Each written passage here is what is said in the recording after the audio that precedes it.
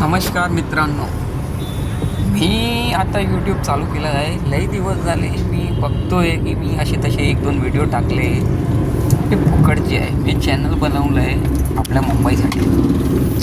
Sir आता तुम्ही बघा, आता मी चाललो आहे ठाण्यावरून बोरीवली आणि या रस्त्याला बनवून 2-3 महिने झाले असे माझ्या हिशोबाने. आणि या रक्षाबंधनच्या दिवशी पण येताना वसईवरून येताना ठाण्याला रस्त्याचं काम चालू होतं. 4-5 दिवस बंद पण ठेवलं. पण तसंच बरं मी बघतोय ह्या साईडला बोरीवली साईडला जायला, मीराबाईकर साईडला जायला रस्ता तसाच झाला आहे परत.